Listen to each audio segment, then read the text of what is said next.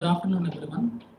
I am Dr. Karthik Babu Permala, consultant in Ramesh Sangamitra Hospital, Ongole. I will be speaking mostly in Telugu because most of my audience will be in.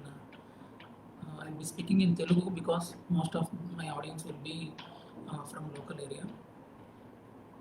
నమస్తే అండి. ఈరోజు మనము gas trouble గురించి discussion చేయడానికి లైవ్లో ఉన్నాము. And routine gas trouble కాకుండా ఈ కోవిడ్ పేషెంట్స్లో గ్యాస్ ట్రబుల్ గురించి మనం డిస్కస్ చేయడానికి లైవ్లో ఉన్నాం అన్నమాట. అసలు ఫస్ట్ ఆఫ్ ఆల్ మనం కోవిడ్లో గ్యాస్ ట్రబుల్ గురించి డిస్కస్ చేసే ముందు మీకు కొంచెం బేసిక్ నాలెడ్జ్ ఇస్తాను స్టమక్ గురించి.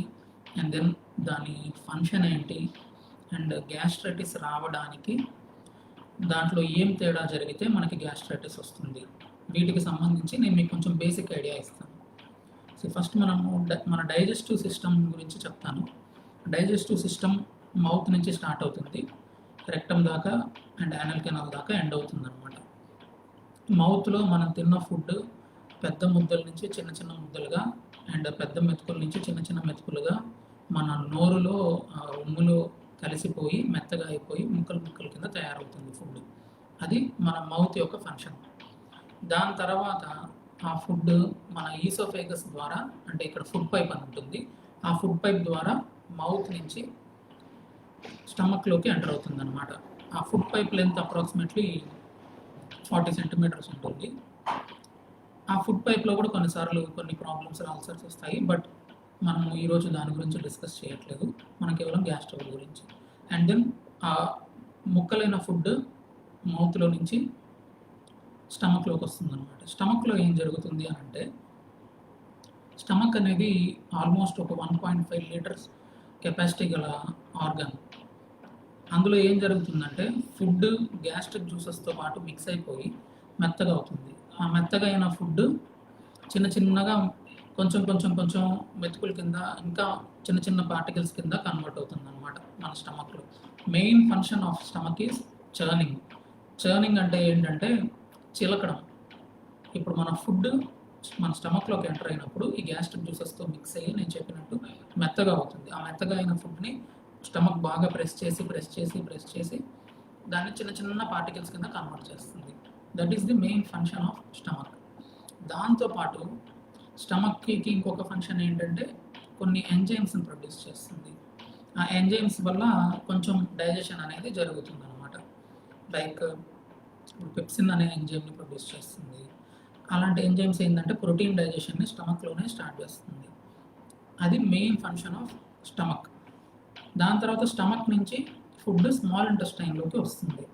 స్మాల్ ఇంటెస్టైన్లో కూడా కొంచెం డైజెషన్ జరుగుతుంది.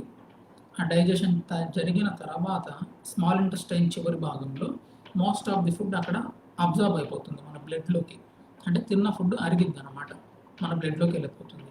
అది స్మాల్ ఇంటెస్టైన్లో జరిగింది. అండ్ దాని తర్వాత ఫుడ్ లార్జ్ ఇంటెస్టైన్లోకి వస్తుంది. లార్జ్ ఇంటెస్టైన్లో ఏమవుతుందంటే most of the food already observe అయిపోయి ఉంటుంది అక్కడ, అంటే మనకు కావాల్సింది. అండ్ మనకు అవసరం లేని ఫుడ్ ఏంటంటే ఫైబర్, మన బాడీలో మనం డైజెస్ట్ చేసుకోలేని ఫుడ్ లైక్ ఈ ఫైబర్ కానీ లేకపోతే ఆకులు ఇవన్నీ కూడా డైజెస్ట్ అవ్వవు మన బాడీలో. అది అన్డైజెస్టెడ్ ఫుడ్తో పాటు లార్జ్ ఇంటెస్టైన్లోకి ఎంటర్ అవుతుంది. అందులో మనకి వాటర్ ఇప్పటివరకు ఎక్కువ అబ్జర్వ్ అయి ఉండదు స్మాల్ ఇంటెస్టైన్లో. Majority of the water large ఇంటెస్టైన్లో అబ్జర్వ్ అవుతుంది అనమాట. అండ్ అలాంగ్ విత్ ఈ వాటర్ కొంచెం ఎలక్ట్రోలైట్స్ ఇవన్నీ కూడా లార్జ్ ఇంటెస్టైన్లో అబ్జర్ప్షన్ జరుగుతుంది. మనం ఫైబర్ డైట్ ఎక్కువ తీసుకుంటే ఈ లార్జ్ ఇంటెస్టైన్లో కదలికలు స్మూత్గా ఉంటాయి. అందుకే మనం ఫైబర్ డైట్ ఎక్కువ తీసుకోమని చెప్తాం. ఆ ఫైబర్ డైట్ అరగదు కాబట్టి డైరెక్ట్గా అది అన్డైజెస్టెడ్ ఫుడ్తో పాటు లార్జ్ ఇంటెస్టైన్లోకి వస్తుంది.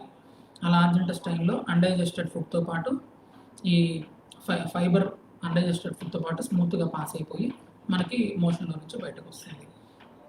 ఇది మనకి బేసిక్ అనాటమీ అంటే స్ట్రక్చర్ గురించి, మన ఇంటెస్టైన్ యొక్క మన డైజెస్టివ్ సిస్టమ్ యొక్క స్ట్రక్చర్ గురించి. నెక్స్ట్ మనము అసలు ఈ స్టమక్లో గ్యాస్ట్రైటిస్ రావడానికి కారణం ఏంటి, అసలు నార్మల్ ఫిజియాలజీ ఏం జరుగుతుంది స్టమక్లో అనేది మనం చూద్దాం. నార్మల్గా స్టమక్లో గ్యాస్ట్రిక్ యాసిడ్ అనేది ప్రొడ్యూస్ అవుతుంది. అది మన డైజెషన్‌కి హెల్ప్ అవుతుంది. అండ్ ఎందుకని ఇది యాసిడ్‌గా ఉంది అని అంటే అందులో ఉన్న ఎంజైమ్స్ ఈ మీడియంలో పనిచేస్తాయన్నమాట. అదొకటి. అండ్ ఈ యాసిడ్ యొక్క మెయిన్ రోల్ ఏంటంటే మనం తిన్న ఫుడ్‌లో చాలా బ్యాక్టీరియా ఉంటుంది. అండ్ మనము గాలి పీల్చుకుంటున్నప్పుడు ముక్కుతో పాటు నోటితో కూడా పీల్చుకుంటూ ఉంటాం. ఈ బ్యాక్టీరియా మొత్తం కూడా స్టమక్‌లోకి వెళ్తుంది. 99% ఆఫ్ ఆల్ ది బ్యాక్టీరియా ఈ యాసిడ్ మీడియం వల్ల చనిపోతాయి స్టమక్‌లో. ఒకవేళ అయి చనిపోకపోతే మనకి బాడీలో లేయర్స్‌లో నుంచి మనకి బ్లడ్‌లోకి వెళ్తుందనమాట. సో, ఇది ప్రివెంట్ చేయడానికి మన స్టమక్‌లో యాసిడ్ అనేది ముఖ్యం. అండ్ ఇది యాసిడ్ ఉంది కాబట్టి మనకి ఈ బ్యాక్టీరియా నుంచి మనకి ప్రొటెక్షన్ వస్తుంది. బట్ ఓన్లీ ఈ మనకి ఈ ప్రపంచంలో అన్నిటికీ ఎక్సెప్షన్స్ ఉంటాయి. అలానే మన స్టమక్‌లో కూడా ఆ యాసిడ్‌ని నుంచి కూడా తట్టుకోగలిగే ఒక బ్యాక్టీరియా ఉంటుంది. అది హెలికోబాక్టర్ పైలోరి అంటారు. ఆ బ్యాక్టీరియా ఒకటే మన స్టమక్‌లో గ్రో అవ్వగలుగుతదనమాట. ఆ బ్యాక్టీరియా వల్లే మన ఇండియన్ పాపులేషన్‌లో ఆల్మోస్ట్ మోర్ దాన్ 70% ఆఫ్ పాపులేషన్‌లో గ్యాస్ట్రైటిస్ ఉన్న వాళ్ళలో ఈ బ్యాక్టీరియా వల్లే గ్యాస్ట్రైటిస్ వచ్చేది. అది మెయిన్ రీజన్ బ్యాక్టీరియా వల్ల వచ్చే గ్యాస్ట్రైటిస్. అండ్ అది కాకుండా గ్యాస్ ట్రబుల్ రావడానికి చాలా రీజన్స్ ఉంటాయి. లైక్ ఇప్పుడు నేను ఇందాక చెప్పినట్టు ఆ యాసిడ్ ఏదైతే ఉందో సపోజ్ ఈ యాసిడ్ ఎక్కువ ప్రొడ్యూస్ చేసే టాబ్లెట్స్ వేసుకున్నాం అనుకోండి, దానివల్ల గ్యాస్ట్రైటిస్ వస్తుంది. లేకపోతే ఈ యాసిడ్ ఎక్కువ ప్రొడ్యూస్ చేసే పదార్థాలు తిన్నాం అనుకోండి, దానివల్ల కూడా గ్యాస్ట్రైటిస్ వస్తుంది. లైక్ ఫర్ ఎగ్జాంపుల్ కారం కానీ, మసాలాలు కానీ, కాఫీ, టీ, స్పైసెస్ ఇవన్నీ ఏంటంటే మనం స్టమక్‌లోకి వెళ్ళి పారాసింపథెటిక్ నర్వస్ సిస్టమ్‌ని స్టిమ్యులేట్ చేస్తాయి. దానివల్ల ఏమవుతుందంటే ఎక్కువ యాసిడ్ ప్రొడ్యూస్ అవుతుంది మన స్టమక్‌లో. సో, ఈ యాసిడ్ జ్యూసెస్ ఎక్కువ అవ్వడం వల్ల గ్యాస్ ట్రబుల్ వస్తుంది. అదొకటి. అండ్ ఇంకొకటి ఈ యాసిడ్ మన స్టమక్ మీదే మళ్ళీ యాక్ట్ చేయకుండా దానికి ఒక ప్రొటెక్టివ్ కవరింగ్ ఉంటుంది స్టమక్‌కి. సో, ఫర్ ఎగ్జాంపుల్ మన మొహం మీద యాసిడ్ పడిందనుకోండి, మన చెయ్యి మీద యాసిడ్ పడిందంటే ఆల్మోస్ట్ మొత్తం కాలిపోతుంది. మరి స్టమక్‌లో అంత యాసిడ్ ఆల్మోస్ట్ పీహెచ్ వచ్చేసి 2 3 ఉంటుంది. అంత పీహెచ్‌కి మరి లోపలున్న 4 పీహెచ్ ఉంటది ఆల్మోస్ట్. మరి అంత పీహెచ్‌కి లోపలున్న స్టమక్ లేయర్స్ అన్నీ కూడా కాలిపోవాలి. ఇలా జరగకుండా ఉండడానికి మన స్టమక్ దాని యొక్క డిఫెన్స్ మెకానిజమ్స్‌ని తయారు చేసుకుంది. Like mucus. మ్యూకస్ సెక్రీషన్ ఒక కోటింగ్ లాగా ఫార్మ్ అవుతుందనమాట స్టమక్‌లో. ఈ మ్యూకస్ సెక్రీషన్ వల్ల ఈ యాసిడ్ మన స్టమక్ మీద మళ్ళీ యాక్ట్ చేయకుండా అది ప్రివెంట్ చేస్తుంది. సో, దానివల్ల మనకి గ్యాస్ట్రైటిస్ రాకుండా, అల్సర్స్ రాకుండా ఉండడానికి ఆ మ్యూకస్ లేయర్ అనేది హెల్ప్ చేస్తుంది. ఎప్పుడైతే ఈ మ్యూకస్ లేయర్ తగ్గుతుందో, దాంతో పాటు యాసిడ్ పెరుగుతుందో, అప్పుడు మన స్టమక్‌లో అల్సర్స్ అనేవి ఫార్మ్ అవ్వడం స్టార్ట్ అవుతాయి. ఇది మెయిన్ రీజన్. ఈ మ్యూకస్ లేయర్ తగ్గడానికి కారణాలు ఏంటి అంటే, ఒకటి మనం తీసుకునే డిఫరెంట్ టైప్స్ ఆఫ్ మెడికేషన్స్ ఉండొచ్చు. కొన్ని యాంటీబయోటిక్స్ మ్యూకస్ సెక్రేషన్‌ని తగ్గిస్తాయి. దాని తర్వాత కొన్ని పెయిన్ కిల్లర్స్ మ్యూకస్ సెక్రేషన్స్‌ని తగ్గిస్తుంది. Stress, stress is one of the most important factor అనమాట. ఈ స్ట్రెస్ వల్ల కూడా మ్యూకస్ లేయర్ ప్రొడక్షన్ తగ్గింది. దాంతో పాటు యాసిడ్ ప్రొడక్షన్ కూడా పెరిగింది. ఈ రెండు ఇవి మెయిన్ రీజన్స్. ఒకటి ఏదో మ్యూకస్ సెక్రేషన్ తగ్గిపోవాలి. రెండోది యాసిడ్ ప్రొడక్షన్ పెరగాలి. ఈ రెండిటి వల్లే మనకి గ్యాస్ట్రైటిస్ అనేది కామన్‌గా వస్తుంది. ఇది పాథోఫిజియాలజీ అంటారు. అంటే లోపల స్టమక్‌లో అసలు ఏం జరగాలి? అది కాకుండా ఇంకేం జరిగితే మనకి గ్యాస్ట్రైటిస్ వచ్చే ఛాన్సెస్ ఉంటుంది. ఇప్పుడు మనము basic anatomy and physiology complete చేసాము. నెక్స్ట్ ఏంటంటే అసలు ఈ కోవిడ్ పేషెంట్స్‌లో గ్యాస్ట్రైటిస్ రావడానికి గల కారణాలేంటి? మెయిన్ రీజన్స్ ఏంటంటే ద డిసీజ్ ఇట్‌సెల్ఫ్. అంటే ఆ కోవిడ్ ఇన్ఫెక్షన్ ఉంది చూసారా? ఆ ఇన్ఫెక్షనే one of the main reason for gastritis. మనకందరికీ తెలుసు ఈ కోవిడ్ వల్ల ఫీవర్ వస్తుంది, గొంతులో మంట వస్తుంది, రన్నింగ్ నోస్ వస్తుంది, లేకపోతే మోస్ట్ కామన్‌లీ లంగ్స్ ఎఫెక్ట్ అయితాయి. దీనివల్ల ఆయాసం వస్తుంది. ఇంతవరకే మనకు తెలుసు కోవిడ్‌లో ఇవే సింప్టమ్స్ అని.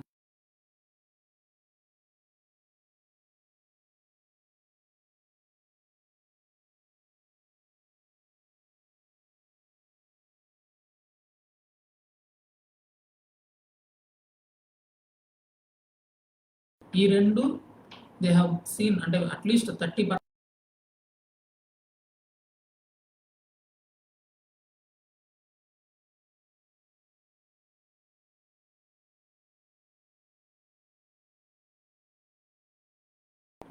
ఈ రెండు రెండు ఈ రెండు సిమ్టమ్స్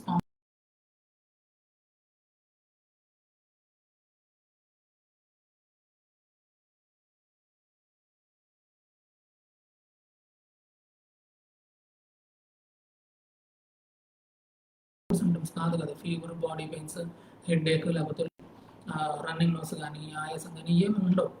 ఇవి మాత్రమే కోవిడ్ అని మనకు తెలుసు. బట్ ఈ లూజ్ మోషన్స్ వచ్చిన వాళ్ళు ఏంటంటే కోవిడ్ సిమ్టమ్స్ కాదు కదా అని మనం యూజువల్గా దానికి అంత ఇంపార్టెన్స్ ఇవ్వం. బట్ నెక్స్ట్ ట్రెండ్ ఏం జరుగుతుందంటే ఆఫ్టర్ 4 days వాళ్ళకి ఫీవర్ రావడం స్టార్ట్ అవుతుంది. దాని తర్వాత వీక్నెస్ రావడం స్టార్ట్ అవుతుంది. సోర్ త్రోట్ రావడం స్టార్ట్ అవుతుంది. ఈ సిమ్టమ్స్ తర్వాత వస్తాయి అన్నమాట. ఫస్ట్ లూజ్ మోషన్స్ వస్తాయి, రిమైనింగ్ సిమ్టమ్స్ తర్వాత వస్తున్నాయి. So Covid it self can cause gastritis, అదొకటి.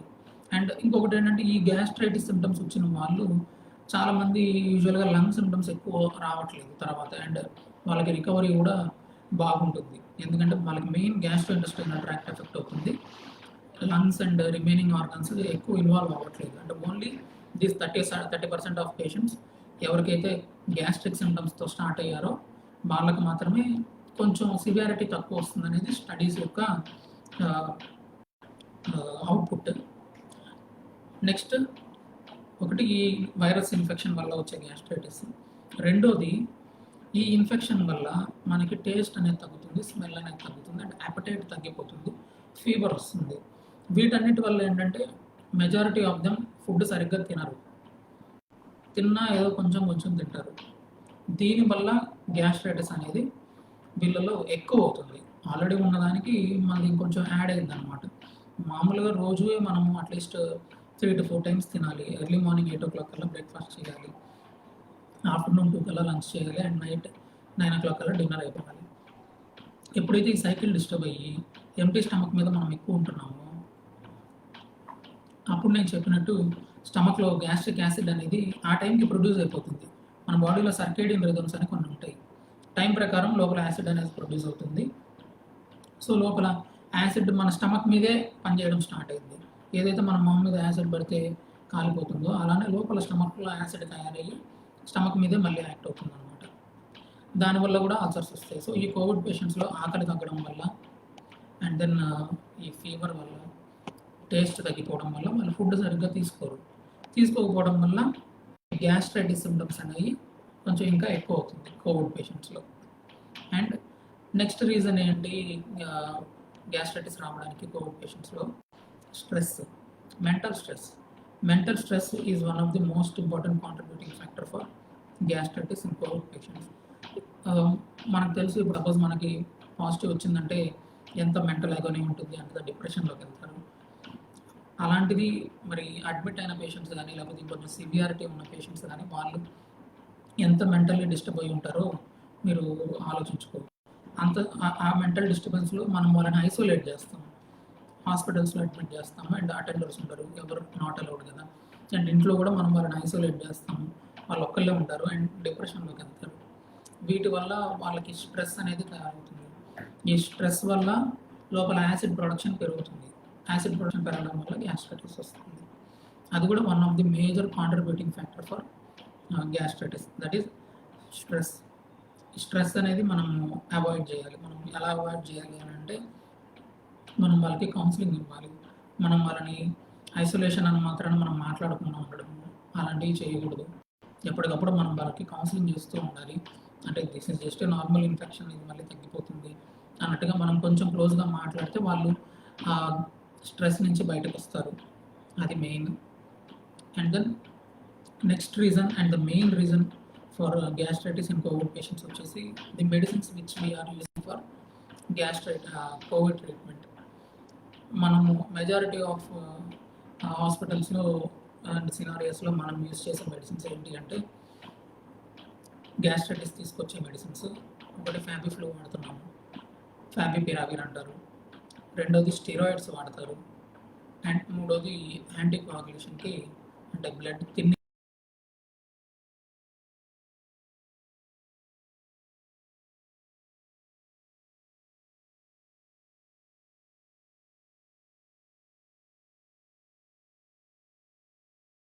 పాటు ఎక్స్ట్రాగా గ్యాస్ ట్రబుల్ ట్యాబ్లెట్స్ యూజువల్గా ప్రిస్క్రైబ్ చేస్తారు, బట్ సమ్ టైమ్స్ అవి మిస్ అవుతాయి అనమాట. అప్పుడు ఏంటంటే మనం వీటితో పాటు మనం గ్యాస్ట్రైటిస్ని ప్రివెంట్ చేసే ట్యాబ్లెట్స్ కూడా వేసుకోవాలి. లైక్ ప్రోటాన్ పంప్ ఇన్హిబిటర్స్, అది ప్యాంటోసిడ్ అంటారు. అండ్ దెన్ యూజువల్గా మనం డైలీ వన్స్ వేసుకుంటాము. అండ్ ఇన్ దిస్ సిచ్యువేషన్ మనం డైలీ 2 టైమ్స్ వేసుకుంటే బెటర్, మార్నింగ్ అండ్ ఈవినింగ్. అప్పుడు ఏంటంటే మనకి ఎక్స్ట్రా ప్రొటెక్షన్ ఉంటుంది. అండ్ అలాంగ్ విత్ దిస్ ఈ గ్యాస్ట్రైటిస్ని ప్రివెంట్ చేయడానికి మనం సుక్రాల్ఫేట్ సిరప్ వాడచ్చు.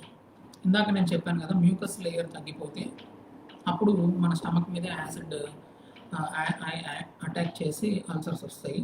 మనం ఈ సుక్రాల్ఫేట్ అనేది తీసుకున్నామంటే ఆ స్టమక్ మీద ఒక కవరింగ్ అనేది ఫామ్ అవుతుంది. ఆ కవరింగ్ ఫామ్ అవడం వల్ల మన యాసిడ్ మన స్టమక్ మీదే యాక్ట్ చేయడం అనేది తగ్గిద్ది అనమాట. సో దానివల్ల గ్యాస్ట్రైటిస్ అనేది ప్రివెంట్ అయింది. సో మెయిన్ రీజన్ ఏంటి కోవిడ్లో గ్యాస్ట్రైటిస్ రావడానికి? ఒకటి ఆ డిసీజ్ ఇట్ సెల్ఫ్, రెండోది డైట్ తగ్గించడం, డైట్ అంటే ఆకలి తగ్గిపోవడం వల్ల, ఏం తినకపోవడం వల్ల, మూడోది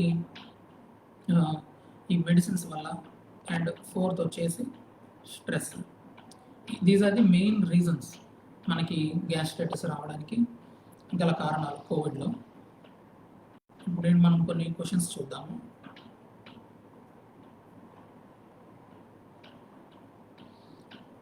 ఫస్ట్ వాళ్ళు అడుగుతున్నారు, can COVID-19 present with gastric symptoms? ఇందాక నేను చెప్పినట్టు డెఫినెట్లీ అట్లీస్ట్ 30% ఆఫ్ పేషెంట్స్లో ప్రజెంటింగ్ సిమ్టమ్స్ వచ్చేది గ్యాస్ట్రిక్ సిమ్టమ్సే ఉన్నాయి. దట్ ఈస్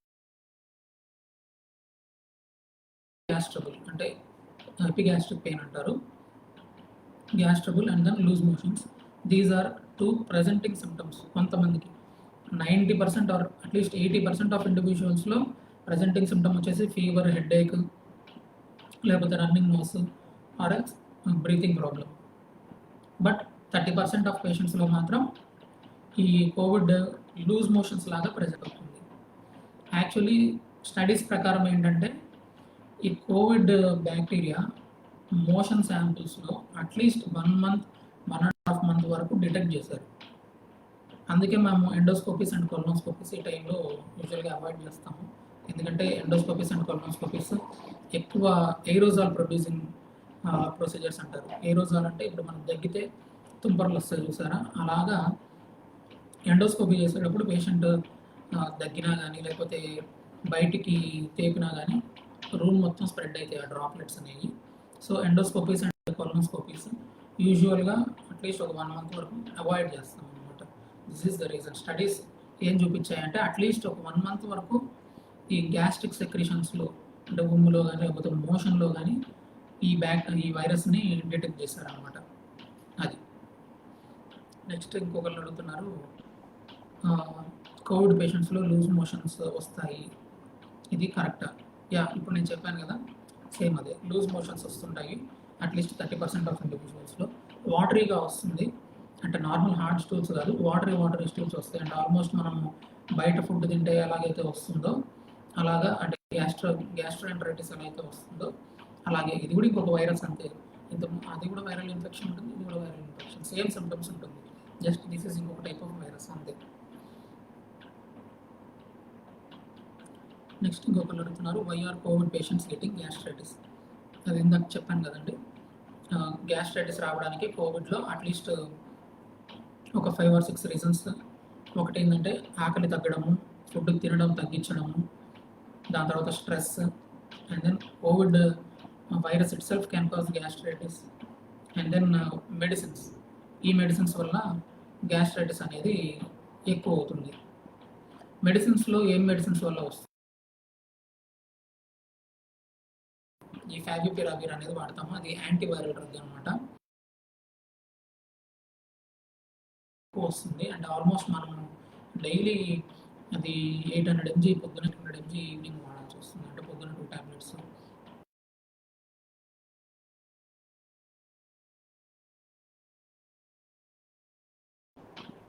సో ఇంత ఎక్కువ డోస్ వాడడం వల్ల డెఫినెట్లీ గ్యాస్ట్రైటిస్ వచ్చే ఛాన్స్ ఉంటుంది. అండ్ మనకి వేరే ఆప్షన్ లేదు, మనకున్న రికమెండేషన్స్ ప్రకారం ఆ డోసులు వేసుకోవాల్సిందే, అవి ఆపడానికి లేదు. బట్ దాంతోపాటు మనము ఈ గ్యాస్ ట్రబుల్ రాకుండా ఉండడానికి ఈ ప్రికాషనరీగా మనము గ్యాస్ట్రైటిస్ టాబ్లెట్స్ కూడా వాడాలి.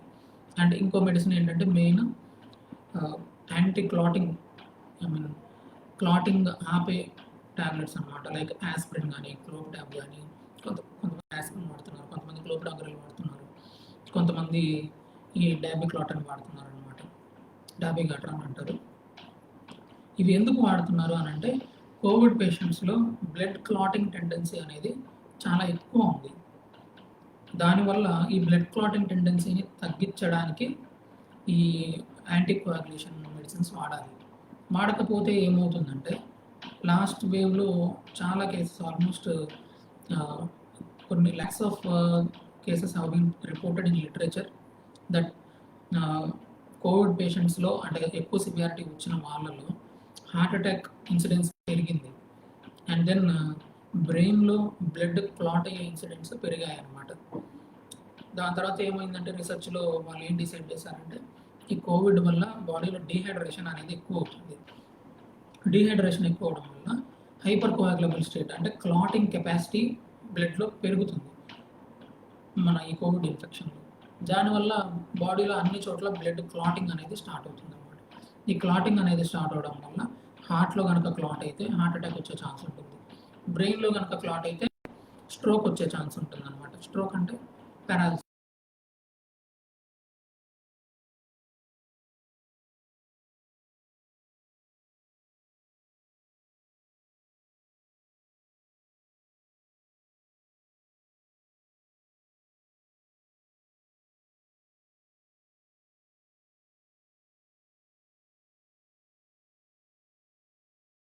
సుక్రాల్ఫేట్ టాబ్లెట్ అనేది, సుక్రాల్ఫేట్ సిరప్ అనేది వేసుకోవాలి.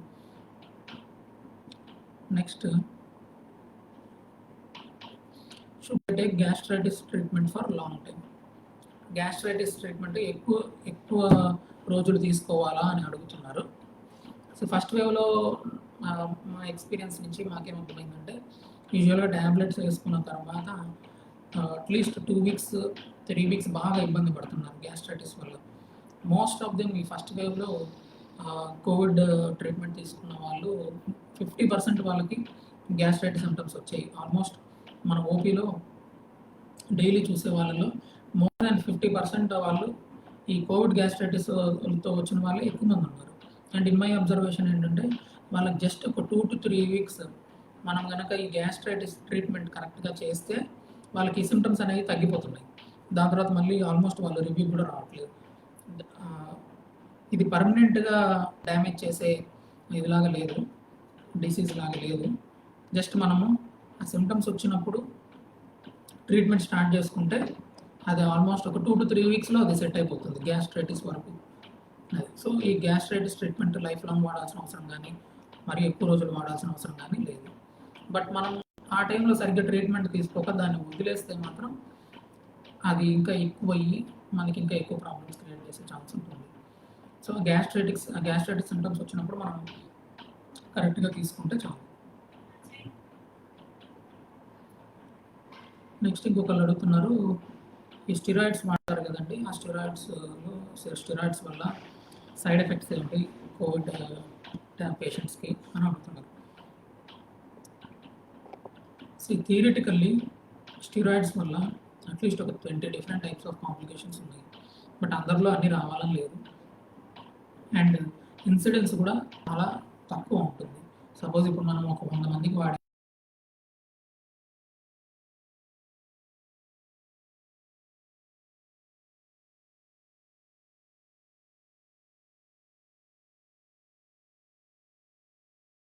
స్టిరాయిడ్స్ వల్ల సైడ్ ఎఫెక్ట్స్ రావు ఇప్పుడు కూడా.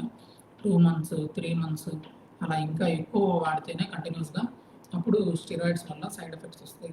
ఏమేమి సైడ్ ఎఫెక్ట్స్ అంటే కుషింగ్ సిండ్రోమ్ లాగా రావచ్చు, అంటే బాడీ మొత్తం ఉబ్బిపోయి, లేకపోతే బోన్స్ వీక్ అవ్వచ్చు, బోన్స్లో ఒక కాల్షియం తగ్గిపోయి, షుగర్ రావచ్చు స్టిరాయిడ్స్ వల్ల, గ్యాస్ట్రైటిస్ రావచ్చు స్టిరాయిడ్స్ వల్ల, కంటికి క్యాటరాక్ట్ రావచ్చు. ఇలాగ చాలా ఉంటాయి. బట్ అందరికీ రావాలని లేదు. అండ్ అది ఎక్కువ రోజులు యూజ్ చేస్తే like 2 to 3 months or 6 months అలా కంటిన్యూస్గా యూజ్ చేస్తే అప్పుడు సైడ్ ఎఫెక్ట్స్ వస్తాయి.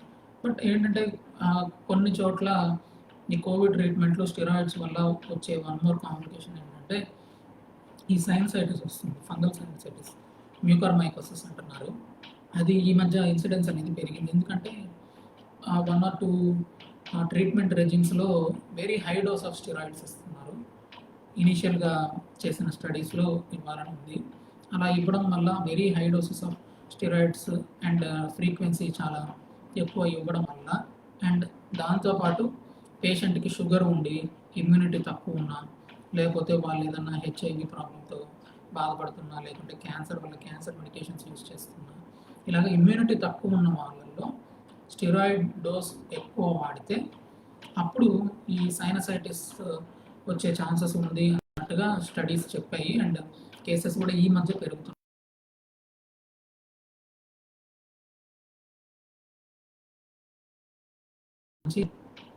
ఐస్కి వెళ్ళడం, బ్రెయిన్కి వెళ్ళడం జరుగుతుంది. బట్ దానికి గ్యాస్ట్రైటిస్కి సంబంధం లేదు. అండ్ స్టెరాయిడ్స్ గురించి అడిగారు కాబట్టి, సైడ్ ఎఫెక్ట్స్ ఆఫ్ స్టెరాయిడ్ అని అడిగారు కాబట్టి, that is one of the rare side effect మనం చూస్తున్నాం ఇప్పుడు. అంటే రేర్ అంటే ఇప్పుడు సపోజ్ 100 మందిలో 1000 మందిలో ఒకరికి వచ్చినా కానీ యూజువల్గా అది కామన్ అనే అంటాం. ఎందుకంటే 10,000 మందిలో 10 మందికి వచ్చింది, 1,00,000 మందిలో ఆల్మోస్ట్ 100 మందికి వచ్చినట్టే కదా. అది సైడ్ ఎఫెక్ట్స్ ఆఫ్ స్టెరాయిడ్.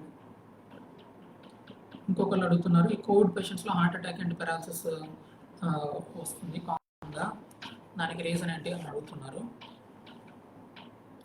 ఇందాక నేను చెప్పాను, కోవిడ్ పేషెంట్స్లో డీహైడ్రేషన్ ఎక్కువైపోతుంది. డీహైడ్రేషన్ అంటే బాడీలో ఉన్న వాటర్ లెవెల్స్ అన్నీ తగ్గిపోతున్నాయి. ఎందుకు తగ్గిపోతున్నాయి అని అంటే 1 డిక్రీజ్డ్ ఇంటేక్, ఒకటి తీసుకోవడమే తగ్గిస్తున్నారు. రెండోది టెంపరేచర్స్ చాలా ఎక్కువ ఉంటాయి వాళ్ళలో. సో దానివల్ల అట్మాస్ఫియరిక్ లాస్ ఆఫ్ వాటర్ అనేది ఎక్కువ ఉంటుంది. అండ్ థర్డ్ ఏంటంటే డిసీజ్ ఇట్ సెల్ఫ్. డిసీజ్లో ఏ ఇన్ఫెక్షన్ అయినా కానీ బాడీలో ఈ ఎక్సోథర్మిక్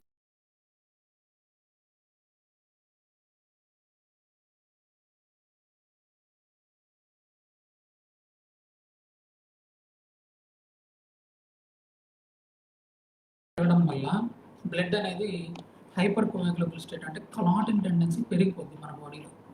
ఈ క్లాటింగ్ టెండెన్సీ పెరిగినప్పుడు బాడీలో క్లాట్స్ ఫామ్ అవుతాయి. అండ్ మోస్ట్ కామన్ ప్లేసెస్ మన బాడీలో క్లాట్స్ ఎక్కడ ఫామ్ అవుతాయి అంటే ఒకటి బ్రెయిన్, ఇంకొకటి హార్ట్ అనమాట. That is the reason why Covid patients అందరిలో కాదు, కొంతమందిలో హార్ట్ అటాక్తో వస్తున్నారు. ఎందుకంటే కొరోనరీ బ్లడ్ వెజల్స్లో బ్లడ్ క్లాట్ అవడం వల్ల. రెండోది స్ట్రోక్తో వస్తున్నారు. బ్రెయిన్లో బ్లడ్ వెజల్స్ బ్లాక్ అయిపోయి బ్రెయిన్లో టిష్యూ డ్యామేజ్ అయిపోయి పారాలసిస్ అనేది వస్తుంది. మీరు అడిగినట్టే కరెక్ట్, ఇది కోవిడ్ పేషెంట్స్లో హార్ట్ అటాక్ రావడం అండ్ పారాలసిస్ రావడం ఎక్కువగా చూస్తున్నాము. మరి దానికి ఏం చేయాలి అని అంటే జస్ట్ మనం ఆ పేషెంట్స్ వచ్చినప్పుడు ఇంకా మనం అప్పుడు ఇంకా కోవిడ్ తగ్గిపోయి ఉంటుంది.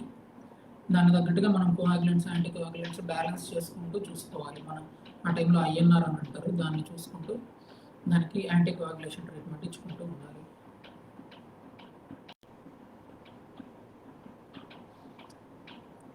ఇంకో question, long term side effects ఏమన్నా ఉంటాయా ఇంటెస్టైన్ మీద ఈ కోవిడ్?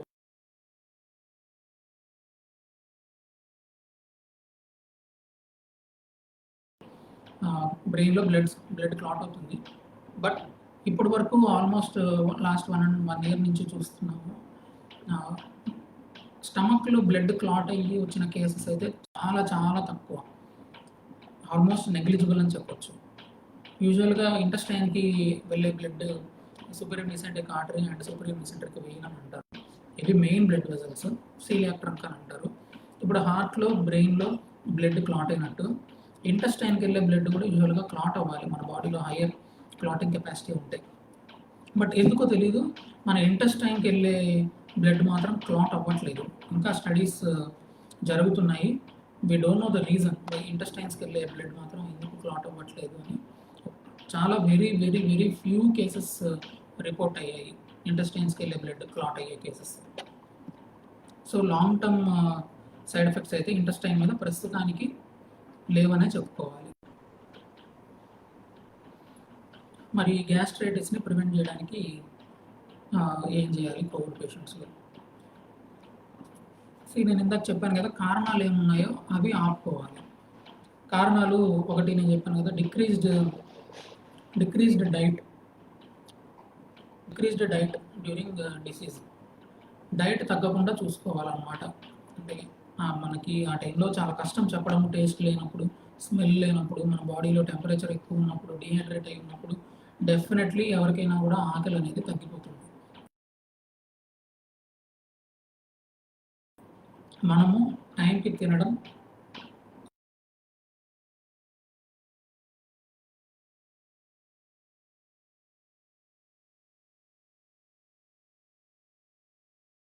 తెలిసిన వాళ్ళు ఉండి గ్యాస్ట్రైటిస్ వస్తున్నాయి అని అంటే కనుక, కోవిడ్తో బాధపడుతున్నారంటే కనుక మీరు చెప్పండి క్లియర్గా, డైట్ మాత్రం తగ్గించొద్దు.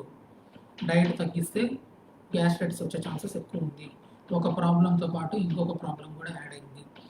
Main purpose of this discussion ఏంటంటే, ఆల్రెడీ వచ్చిన వాళ్ళు ఏమన్నా కొంచెం బెనిఫిట్ అవుతారేమోనని. రెండోది, మనకు తెలిసిన వాళ్ళలో ఎవరికైనా కోవిడ్ వచ్చిందంటే వాళ్ళకి గ్యాస్ట్రైటిస్ రాకుండా ఉండడానికి మీ వంతు ఏదైనా హెల్ప్ చేయగలిగితే ఈ డిస్కషన్ నుంచి ఆ హెల్ప్ చేయడానికి ట్రై చేయండి. అది ఒకటి, ఫుడ్ తగ్గించకూడదు.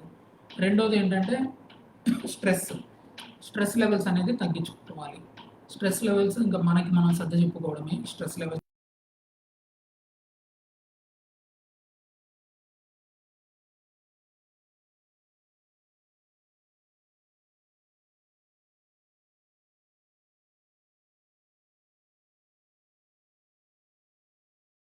నుంచి కొంచెం బయటపడతారు.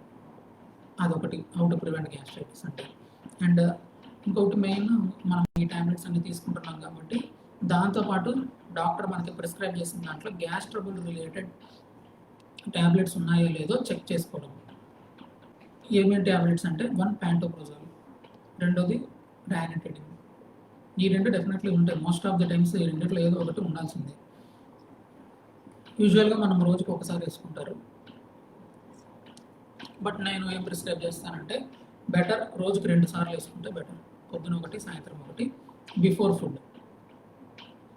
ఎందుకని అంటే, ఒకసారి వేసుకోవడం కన్నా 2 సార్లు వేసుకుంటే దాని యొక్క ఎఫికసీ పెరిగిందనేది చాలా స్టడీస్లో నిర్ధారణ అయింది. అండ్ ఈ ట్యాబ్లెట్తో పాటు I recommend syrup also, that is sucralfate syrup daily 3 times after food వేసుకోవాలి. ఆఫ్టర్ ఫుడ్ వేసుకుంటే అది స్టమక్లో ఎక్కువసేపు ఉంటుంది అనమాట. సో ఎక్కువసేపు స్టమక్ మీద యాక్ట్ చేస్తుంది. మనము ఫుడ్ వెళ్ళిపోద్ది వెంటనే. సో దానివల్ల యూజ్ లేదు, మనం తీసుకునే అంత పెద్ద యూజ్ ఉండదు. సో ఫుడ్ తిన్న తర్వాత కనుక మనం ఈ సిరప్ వేస్తే అది ఫుడ్లో మిక్స్ అయిపోయి ఎక్కువసేపు ఫుడ్ ఉన్నంతసేపు మనకి స్టమక్లో కోటింగ్ అనేది ఫామ్ అవుతుంది అనమాట. సో సుక్రాల్ఫేట్ సిరప్, ఇంకోటి ప్యాంటోప్రోజోల్ ట్యాబ్లెట్, ఈ రెండు వేసుకుంటే మనం గ్యాస్ట్రైటిస్ని మనం ప్రివెంట్ చేయగలుగుతాం.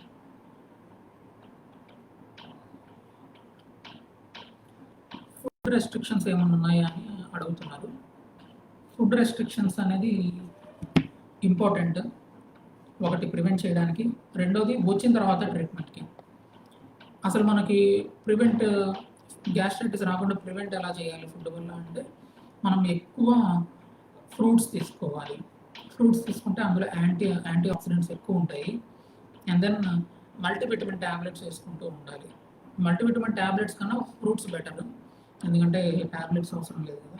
ఈ ఫ్రూట్స్ తీసుకుంటూ ఉంటే ఆ ఫ్రూట్స్లో విటమిన్స్ ఉంటాయి. అండ్ దెన్ వెజిటేబుల్స్ తీసుకోవాలి. తీసుకుంటే మన బాడీలో విటమిన్స్ ఎక్కువ అవుతాయి. అండ్ దెన్ యాంటీ ఆక్సిడెంట్స్ ఎక్కువ అవుతాయి. వీటి వల్ల మన బాడీలో స్ట్రెస్ లెవెల్స్ తగ్గుతాయి.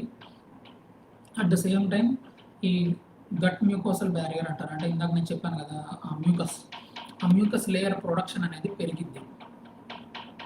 ఈ మ్యూకస్ లేయర్ ప్రొడక్షన్ పెరగడం వల్ల మనకి గ్యాస్ట్రైటిస్ అనేది తగ్గుతుంది. సో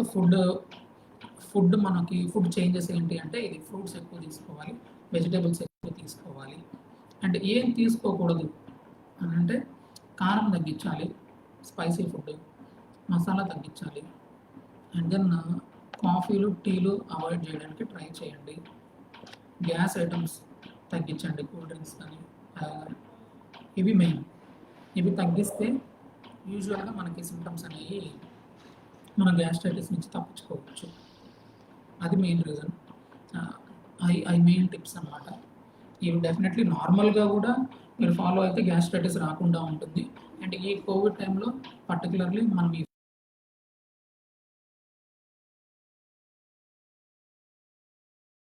ప్రివెన్షన్ కింద చేయవచ్చు. సపోజ్ ఇప్పుడు కోవిడ్ వచ్చిన తర్వాత గ్యాస్ట్రైటిస్ వచ్చింది, అప్పుడైనా మనం డైట్ ఫాలో అయితే మనకు మంచిదే.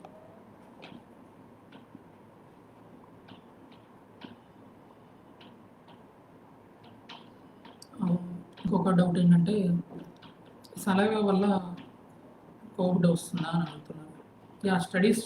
స్టడీస్ చెప్పాయి ఏంటి అంటే సలైవాలో అండ్ దెన్ ఇంటెస్టైనల్ సెక్రేషన్స్లో కోవిడ్ ఉంటుంది. సో కోవిడ్ స్ప్రెడ్ అయ్యే ఛాన్సెస్ ఉంటుంది సలైవా వల్ల. అందుకే మనం రెగ్యులర్గా శానిటైజ్ చేసుకుంటూ ఉండాలి. కోవిడ్ వచ్చిన పేషెంట్స్కి సపరేట్గా యూటెన్సిల్స్ కానీ వాడడం బెటర్. అంటే వాటర్ బాటిల్ కానీ ఇవన్నీ కూడా మనం ఇంట్లో కామన్గా వాడుతుంటాం కదా. సో మౌత్ పెట్టుకొని వాడకుండా కొంచెం గ్లాస్లో పోసుకొని తాగడం కానీ ఇలాంటివి చేసుకుంటే బెటర్. సలైవా నుంచి కోవిడ్ స్ప్రెడ్ అవుతుంది అని స్టడీస్ చూపించాయి. అందుకే కదా మనం దగ్గినప్పుడు లంగ్స్లో నుంచే కాకుండా ఈ మౌత్లో ఉన్న సలైవా నుంచి కూడా పార్టికల్స్ ఉంటాయి కదా, ఆ పార్టికల్స్ నుంచి కూడా కోవిడ్ వచ్చిందని స్టడీస్ చూపించాయి.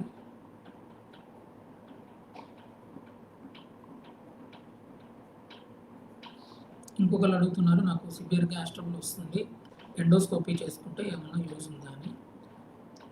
మనకి ఎండోస్కోపీకి మనం ఎందుకు ఎండోస్కోపీ సిమ్టమ్స్ని బట్టి మనం 90% ఆఫ్ టైం డయాగ్నోసిస్ ఎందుకు చేస్తామనంటే మనకి డయాగ్నోసిస్ తెలిసిన తర్వాత ఎంత సివియర్ ఉందో తెలుసుకోవడానికి ఎండోస్కోపీ చేస్తాము. లేకుంటే కనుక కొన్నిసార్లు వేరే ప్రాబ్లమ్స్ కూడా గ్యాస్ట్రైటిస్ లాగా ప్రజెంట్ అవుతాయి. లైక్ గ్యాస్ట్రిక్ క్యాన్సర్ కానీ, లేకపోతే స్టమక్లో ఏదైనా పెద్ద మల్టిపుల్ అల్సర్స్ ఉన్నా కానీ అవి రొటీన్ గ్యాస్ట్రైటిస్ లాగా ప్రజెంట్ అవుతాయి. అవి రూల్ అవుట్ చేయడానికి యూజువల్గా మనం ఎండోస్కోపీ చేస్తాం. అంటే రొటీన్ ప్రీ కోవిడ్ ఎరాల గురించి చెప్తున్నాను నేను. ఇప్పుడు మెజారిటీ ఆఫ్ పీపుల్ కోవిడ్ సింటమ్స్తో వస్తుంది, కోవిడ్ అయిన తర్వాత వస్తున్నారు. మనకి తెలుసు అది గ్యాస్ట్రైటిస్ అని. దానికి రీజన్స్ ఏంటో కూడా నేను చెప్పాను. సో మనకు ఆల్రెడీ ఒక డయాగ్నోసిస్ తెలిసింది. డయాగ్నోసిస్ తెలిసినప్పుడు మనం అనవసరంగా ఎండోస్కోపీ చేయాల్సినంత అవసరం కంపల్షన్ ఏం కాదు. మనం ట్యాబ్లెట్స్ యూజ్ చేసి ఒక 2 to 3 వీక్స్ తగ్గిందనుకోండి, వెళ్ళండి. అప్పటికి తగ్గకపోతే then we can go for endoscopy. Main ఏంటంటే సివియారిటీ ఆఫ్ డిసీజ్ తెలుసుకోవడానికి మనం ఎండోస్కోపీ చేస్తాం most of the times. Diagnosis అనేది ఇట్స్ ఆబ్వియస్.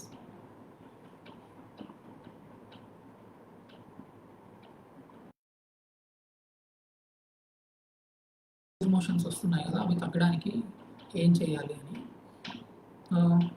మీరు ఆ మోషన్స్ ఆపడానికి మనం ఎల్డోఫర్ ఇవన్నీ ఉంటాయన్నమాట. లోప్రమైడ్ అంటారు. ఆ లోప్రమైడ్ వేసుకోవచ్చు. ఎందుకంటే ఇది గ్యాస్ట్రో ఇంటెస్టైనల్ ట్రాక్ట్ వల్ల వచ్చిన ఇన్ఫెక్షన్ కాదు. మన బాడీలో కోవిడ్ అనేది స్ప్రెడ్ అయ్యి అక్కడి నుంచి ఇంటెస్టైన్కి వచ్చి ఇంటెస్టైన్ నుంచి లూజ్ మోషన్స్ వస్తున్నాయి. కొన్ని టైప్ ఆఫ్ లూజ్ మోషన్స్లో మనము ఈ ఎల్డోఫర్ అంటే మోషన్ ఆపే ట్యాబ్లెట్స్ వేసుకోకూడదు. ఎందుకంటే ఆ బ్యాక్టీరియా అంతా బయటికి వెళ్ళడానికి. ఇక్కడ పరిస్థితి భిన్నం అనమాట. ఇక్కడ ఏంటంటే బ్లడ్లో నుంచి వచ్చే ఇన్ఫెక్షన్ వల్ల ఈ లూజ్ మోషన్స్ వస్తుంది. So you can take Eldoper tablet వేసుకొని ఆ మోషన్స్ ఆపొచ్చు. అండ్ దెన్ కొంచెం సాల్ట్ వేసుకొని మజ్జిగ కానీ అలాంటివి తీసుకోవచ్చు. అండ్ ఎక్కువ వాటర్ తీసుకోవాలి. మనకి ఎంత వాటర్ వెళ్తుందంటే బయటికి మనం అంత ఎక్కువ వాటర్ తీసుకోవాలి. అప్పుడేంటే మనకి డిహైడ్రేషన్ సిమ్టమ్స్ అనేవి రావన్నమాట.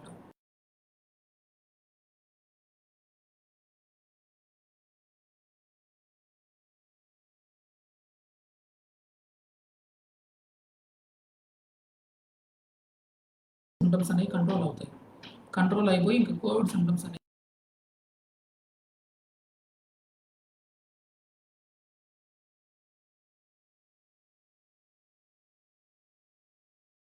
Starting 2 to 3 days or 3 to 4 days ఉంటుందో అది ఆటోమేటిక్గా తగ్గిపోతుంది. అది స్టడీస్ ప్రకారం. సో ఆ టైంలో ఏంటంటే మనం లూజ్ మోషన్స్ యొక్క కాంప్లికేషన్స్ రాకుండా ఉండడానికి, మనం డిహైడ్రేషన్ అవ్వకుండా ఉండడానికి ఎక్కువ వాటర్ తీసుకోవాలి. ఇంకా కొన్ని questions, what diet can avoid gastritis అని అంటున్నారు. ఇందాక నేను చెప్పాను కదా, మనం ఎక్కువ ఫ్రూట్స్ తీసుకోవాలి, కారం మసాలా తగ్గించాలి, కాఫీలు టీలు తాగొద్దు, అండ్ మెయిన్ టైంకి తినాలి. టైంకి మనం ఎంటీ స్టమక్ మీద ఎక్కువసేపు ఉండకుండా ఉంటే వీ క్యాన్ ప్రివెంట్ గ్యాస్ట్రైటిస్. అది. అండ్ మెయిన్ ఇంకొకటి చెప్పడం మర్చిపోయింది, ఈ ట్యాబ్లెట్స్ ఏవైతే తీసుకుంటున్నారో కోవిడ్కి ఎక్సెప్ట్ గ్యాస్ ట్రబుల్ ట్యాబ్లెట్స్, మిగిలిన ట్యాబ్లెట్స్ అన్నీ కూడా ఫుడ్ తిన్న తర్వాత తీసుకోండి. అంటే గ్యాస్ట్రైటిస్ అనేది ఎక్కువ అవుతుంది. సో ఫుడ్ తీసుకున్న తర్వాత అవి తీసుకుంటే దానివల్ల వచ్చే గ్యాస్ట్రైటిస్ సింటమ్స్ అనేవి చాలా తక్కువ ఉంటాయి.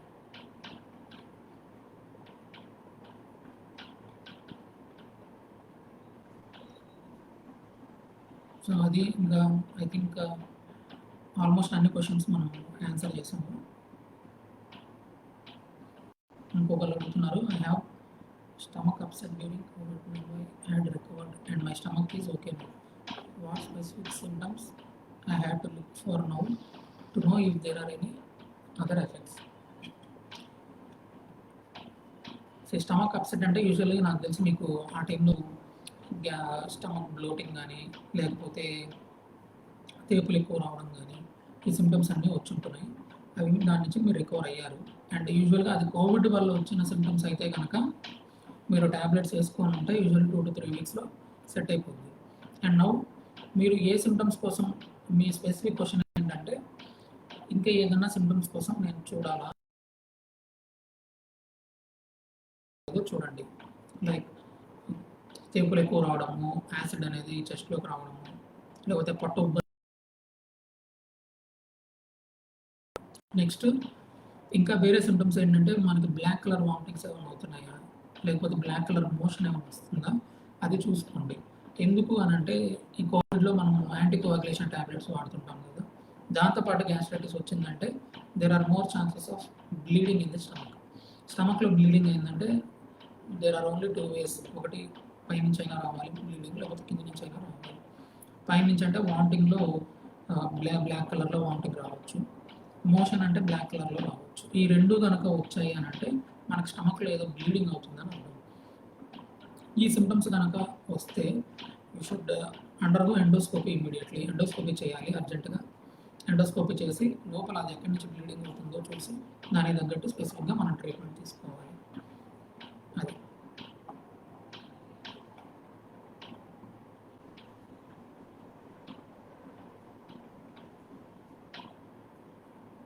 So most of the questions మనం ఇంకా ఆన్సర్ చేసాము. ఇంకేదైనా స్పెసిఫిక్ ఉన్నాయేమో చూద్దాం.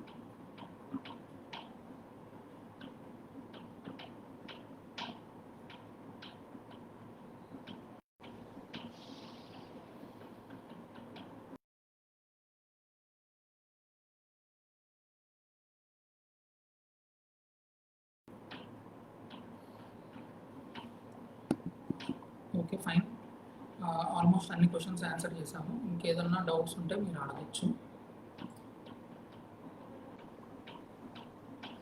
ఇంకేదన్నా ఏమైనా మిస్ అయ్యానని చూస్తున్నాను నేను కూడా అన్నట్టు.